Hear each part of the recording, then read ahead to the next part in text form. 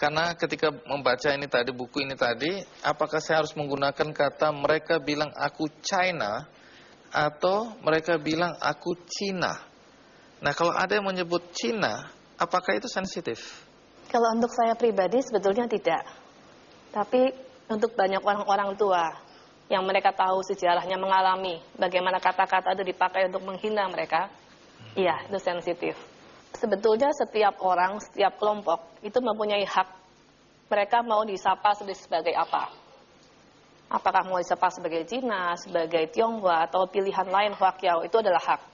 Kalau saya memilih memakai kata Tionghoa, saya tidak ingin ada kelompok yang merasa dihina, distigma oleh negara, ini Cina tidak boleh punya budaya, harus berasimilasi, dan sebagainya. Apa betul Anda meyakini ya, rasialisme itu dilakukan secara sistematis, bukan kebetulan? Ya, sistematis lah.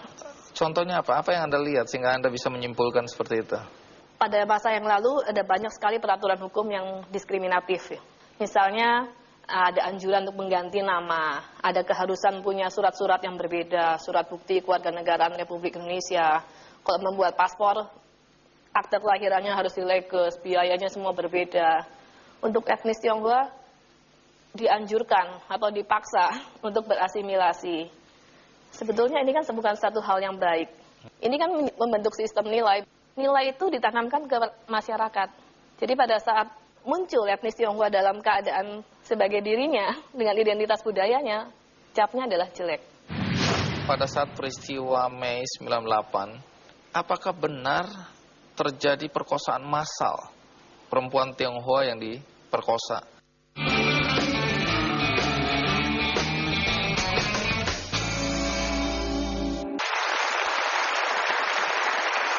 Di antara sekian banyak kasus yang pernah Anda dan teman-teman tangani atau bantu, kasus mana yang menurut Anda paling menjadi perhatian? Ada dua kasus ya. Yang pertama jelas Mei 98. Korbannya sangat banyak. Di depan mata kita semua penduduk Jakarta dan dunia, kita lihat 1.000 lebih orang dibunuh. Dan Jakarta rusak parah. Kejahatan yang sangat besar dan tidak ada penyelesaiannya sampai sekarang. Dianggap tidak ada, kalaupun kita mengucapkannya, dianggap itu politik. Yang kedua, tragedi kemanusiaan tahun 65. Itu pun sangat mengerikan, sangat menyedihkan. Maksudnya PKI ini? Orang-orang yang dicap PKI, orang-orang yang tidak sependapat dengan pemerintahan saat itu, etnis Tionghoa yang berorganisasi dan kemudian mereka semua juga dicap sebagai komunis. Ada banyak orang yang tidak mengerti apa-apa, petani yang tidak mengerti apa-apa, semua mengalami kekerasan yang luar biasa.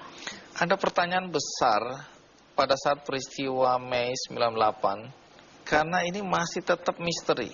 Apakah benar terjadi perkosaan massal atau minimal lebih dari 10 perempuan Tionghoa yang diperkosa?